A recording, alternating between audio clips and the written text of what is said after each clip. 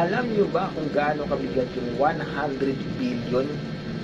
Yung 100 billion na ninakaw ng mga kawatan sa na budget ng flood control. Ang 100 billion, napakabigat niyan. Halos tuni-tuniladang pera na yan. Alam mo yung 100 billion na yan, kung sa Pilipinas, ang population natin, 100 million lang ang tao sa Pilipinas. 100 million population. Kung yung bawat tao sa Pilipinas, bibigyan mo ng tig 1 milyon, sakto yung 100 billion eh. No? Wala sana maghirap. Kung yung 100 billion yan binahagi. Kaso, ang nakinabang, iilang tao lang eh. Nakinabang.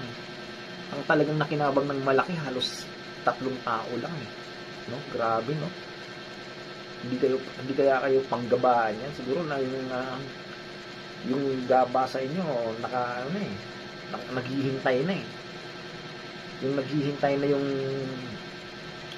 tubo ni Satanas sa impyerno para leksyonin kayo.